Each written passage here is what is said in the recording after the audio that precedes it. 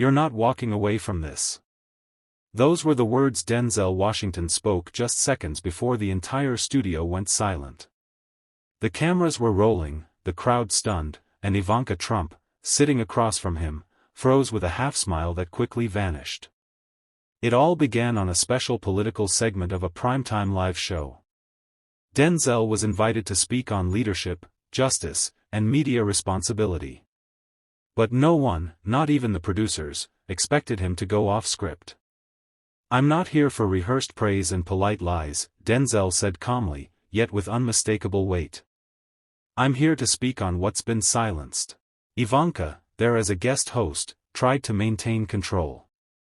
"Mr. Washington, this isn't the platform for..." Denzel cut in. "No, this is exactly the platform. Because if we keep pretending, we're complicit." The audience shifted. The air thickened. Then Denzel dropped the first bomb. "Ivanka," he turned to her directly, "I read your emails. Not the fluff. The real ones. The ones with coded terms, where you discussed burying a certain report about minority voter suppression tactics, directed by your father's campaign team." Gasps echoed. Ivanka's eyes darted to the crew. She whispered something to her assistant. The camera stayed on her. Denzel leaned in. "I know exactly what was scrubbed from the records. And if you think that data won't reach the people, you've underestimated the wrong man."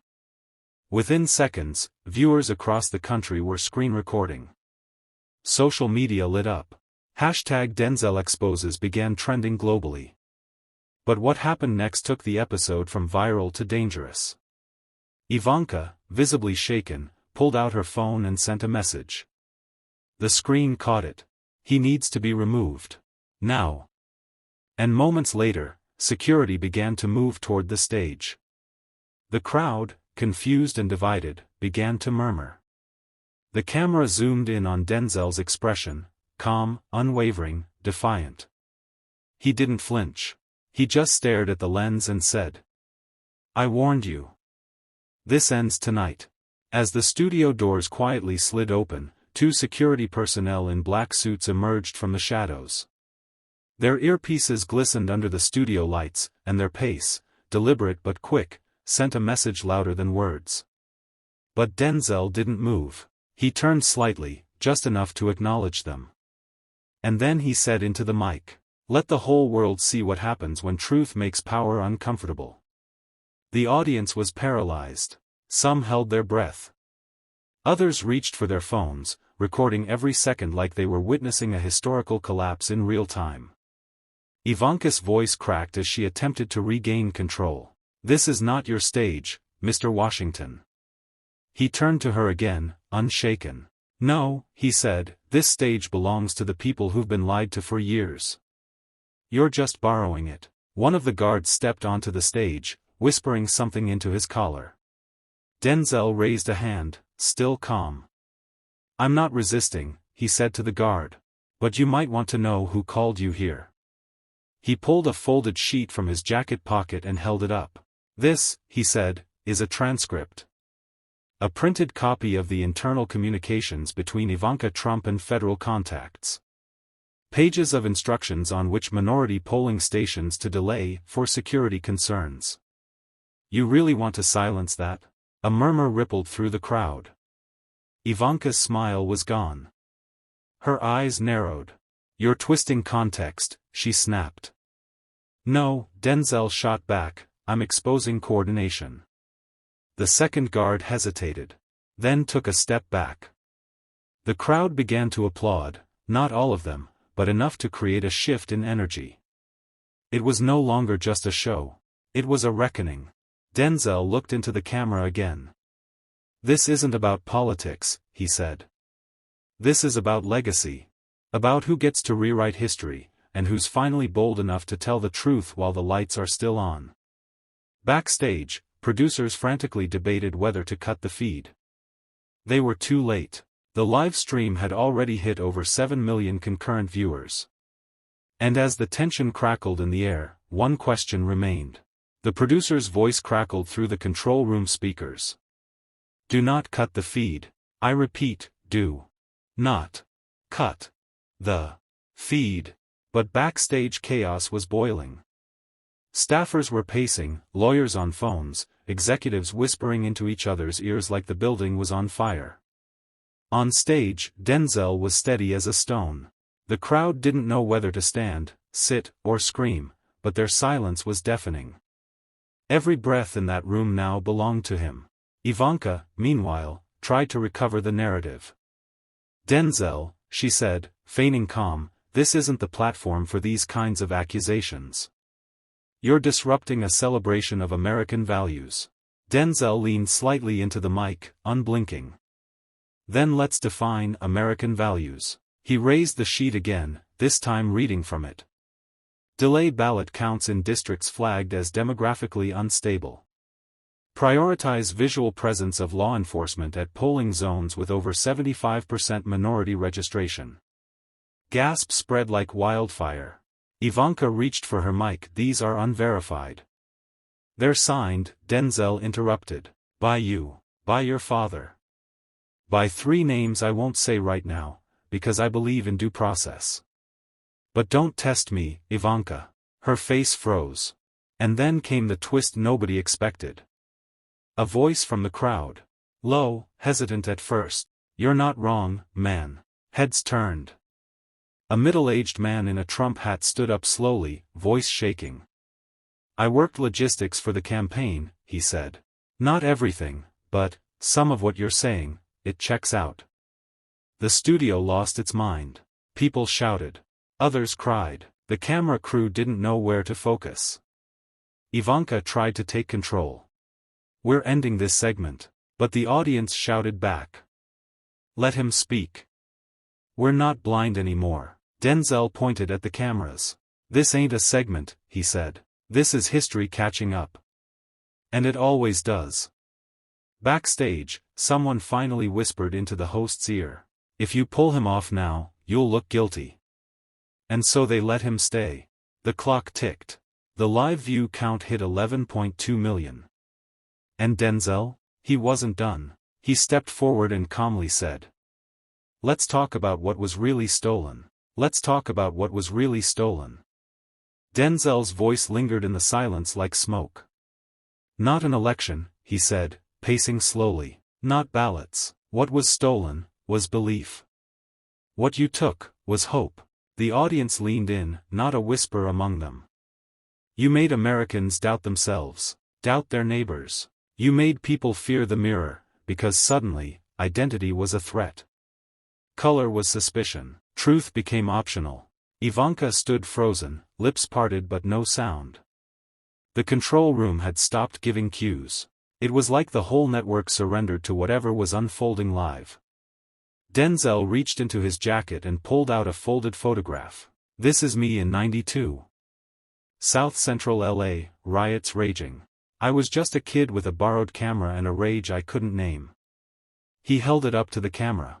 "I watched good people burn their own neighborhoods because justice had a deadline, and it never showed up."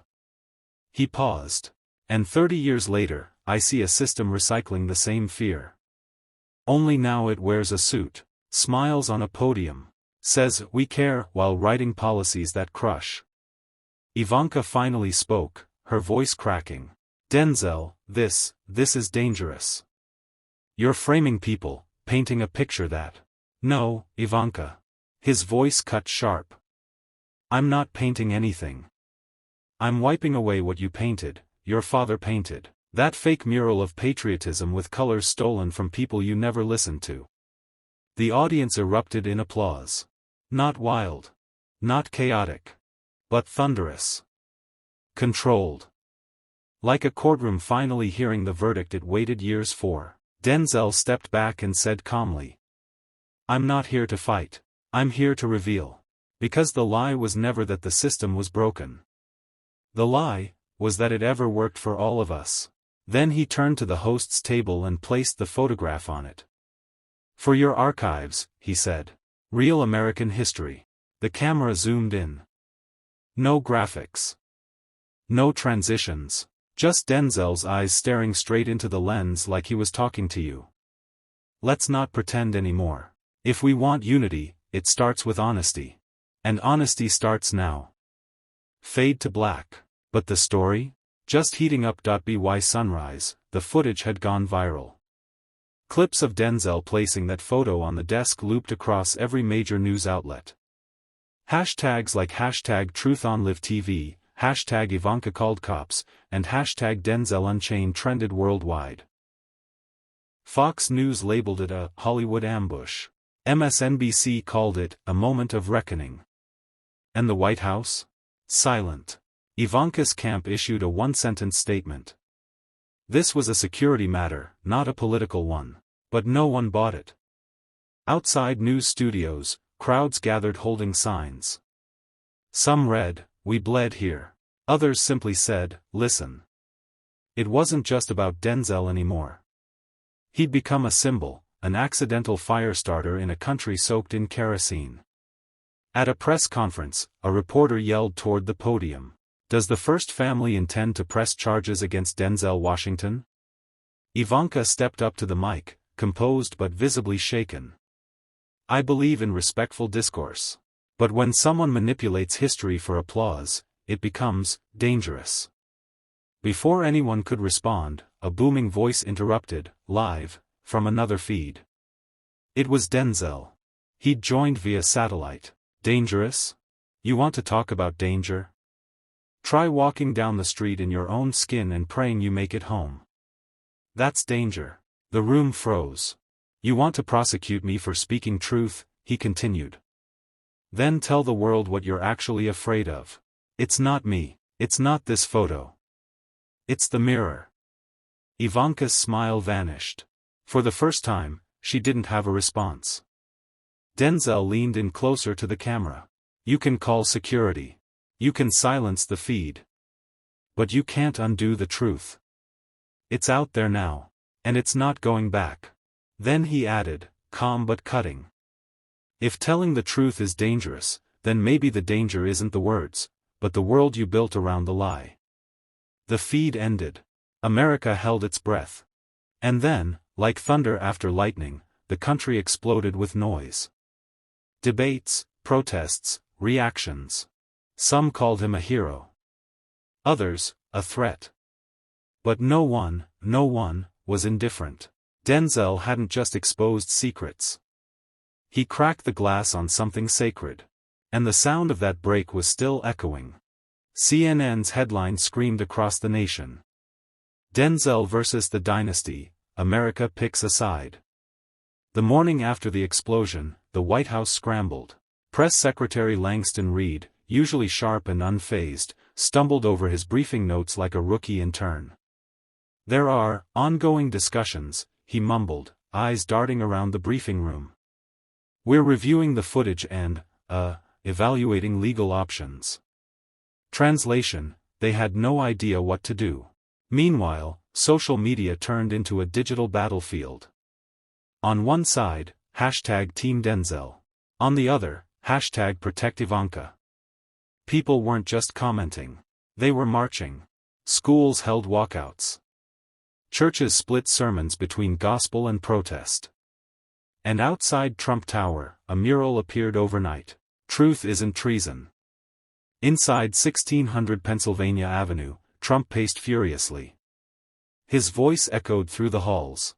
"She's my daughter, damn it." And he humiliated her, on air. Ivanka sat silently. For the first time, she wasn't arguing back. Just staring at her phone, watching Denzel's speech on loop, his words cutting deeper with every replay. In Hollywood, celebrities began choosing sides. Samuel L. Jackson tweeted, "Respect to Denzel for standing up. Been time for someone to speak plain." Ben Shapiro fired back, "This isn't courage. It's grandstanding in designer suits." But the one tweet that broke the internet came from Denzel himself. "I don't care about parties. I care about people. And people are tired of being lied to." It was short, raw, and read like a slap. That afternoon, The View invited Denzel for a follow-up. He declined. Instead, he went live, alone. Just him and a single camera. No suit. No script. Just truth. "I was supposed to shut up." Smile. Clap for the system. But then I remembered, I didn't sign up to entertain lies. Then, looking dead into the lens. You wanted silence.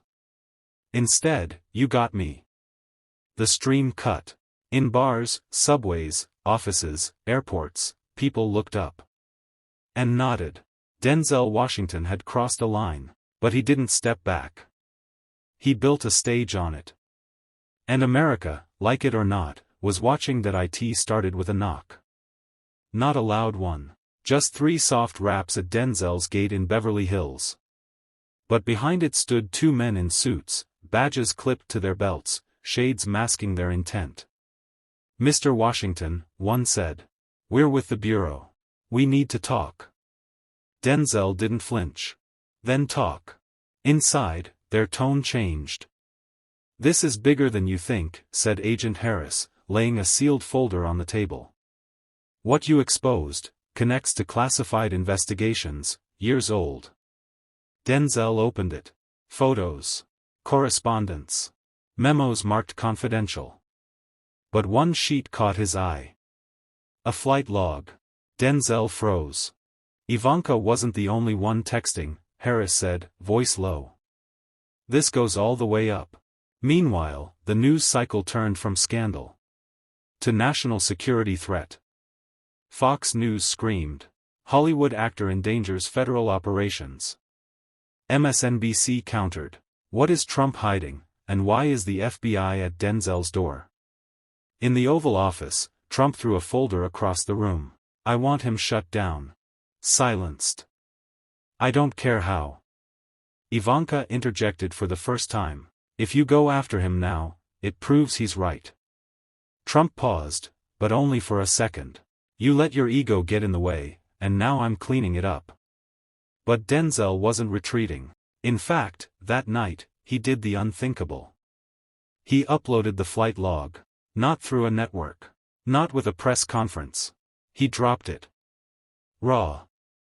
Unfiltered. On his personal site. And within minutes, it exploded. The name on the manifest that caught everyone's eye? Donald J. Trump. Accompanied by dates, destinations, and passengers the media never reported on. Hashtags turned to firestorms. Hashtag expose the list. Hashtag Denzel did what the Dodge wouldn't. And in one chilling video clip, a former Secret Service agent whispered on a podcast, "If what Denzel leaked is real, it could bring down more than just a presidency." By midnight, Denzel's house was surrounded by reporters. Helicopters buzzed overhead. And at the FBI? The line between truth and treason was blurring fast. The next morning, Denzel stood on his balcony and saw something that nearly broke him. Not the drones overhead, not the news vans or the flashbulbs, but the silence. People standing on the street, in total, reverent silence. Some held phones, others signs. One said, "Truth doesn't tremble." Another, "Denzel speaks. We listen." Denzel stepped forward, no script in hand. He raised his voice just enough. "I didn't ask to lead anything. But if silence is complicity, I won't be silent." The crowd erupted. Online, his site had already crashed, over 12 million downloads of the flight log in 8 hours. But it wasn't just regular citizens talking now. Congressman Jamal Hill posted, "If Denzel is telling the truth, Congress must investigate. Period." Senator Marjorie Taylor Greene, "This is a leftist stunt. Lock him up." And from Ivanka, silence. No denial. No press release. Just a single Instagram story, a black screen with 2 words. "It's real." By noon, Denzel received a private call. Not from a celebrity, not a politician, but from someone inside Langley. "We've been trying to expose this for years. You did in 24 hours what we couldn't in 2 decades. And then the voice added, "But you need to be careful now. Because now, you're not just a target. You're proof." Meanwhile, Trump's legal team scrambled. Court orders flew. Cease and desists. FBI subpoenas. Denzel's digital accounts were flagged and frozen. But he wasn't retreating. In a new video, filmed on an old handheld camera, Denzel addressed the world. "I might lose everything, but if we let silence win, we lose more than careers, we lose our country." The message was raw, uneven, emotional, and it set the internet on fire. Every news outlet scrambled. Every influencer picked a side. Hashtag Denzel versus the machine. Hashtag Ivanka knows. Hashtag truth leaks.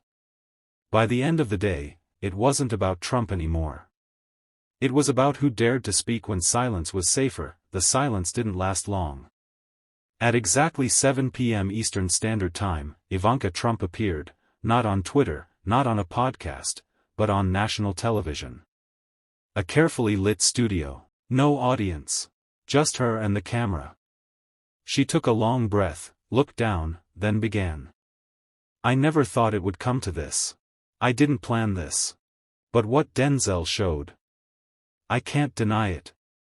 Her voice cracked, just slightly. "I love my father. But I know the difference between loyalty and blindness.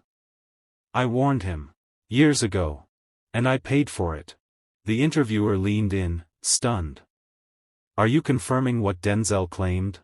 Ivanka nodded slowly. "The logs are real. The meetings? Real. And that flight? It wasn't just for business." A media explosion.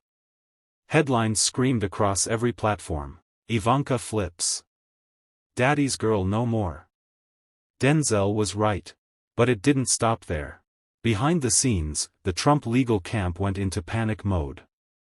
Subpoenas hit Mar-a-Lago before midnight. Federal agents began pulling security footage from private airports. And then came the twist. Ivanka's second statement, this one unplanned, posted directly to her Instagram stories. "If anything happens to me, Denzel has the backup files. All of them." The words flashed for 10 seconds, then disappeared. Denzel's phone blew up. Journalists.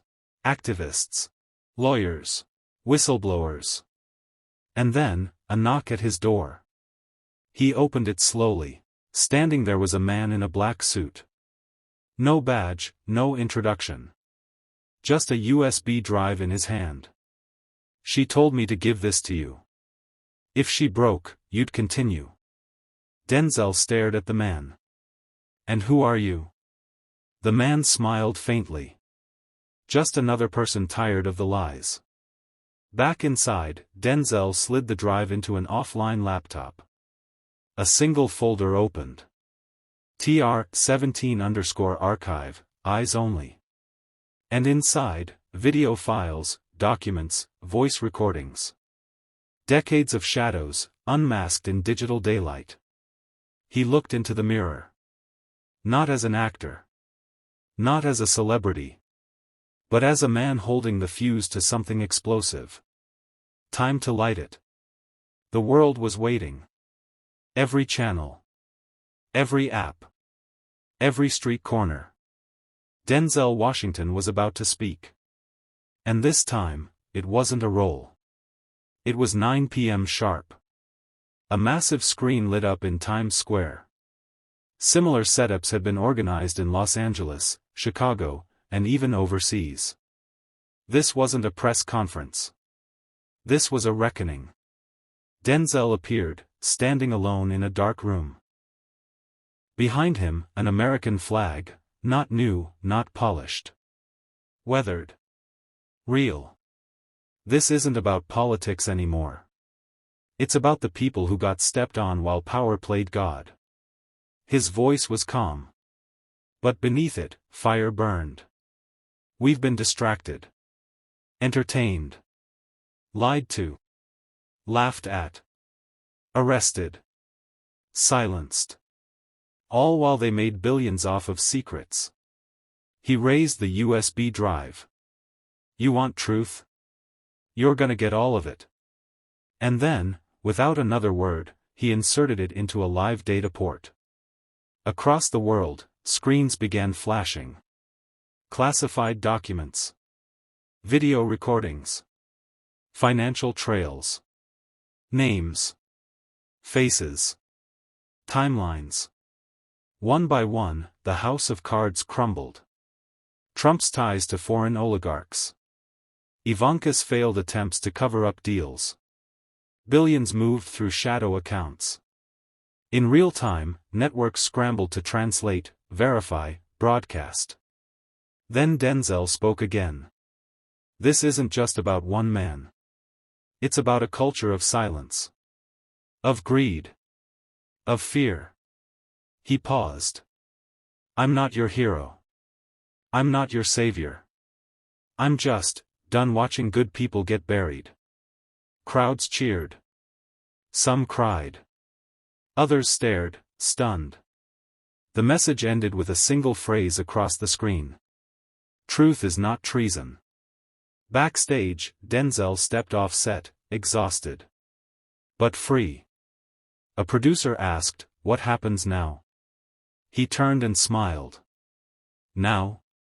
Now they run out of shadows to hide in. This was never about just one name, one file, or one scandal. It was about the truth we're told to forget. I didn't come here to entertain you. I came here to remind you, silence is complicity, and courage doesn't whisper. If speaking truth makes me the villain, then let the credits roll. But remember this. Justice doesn't need permission. And truth? It doesn't knock, it breaks the door down.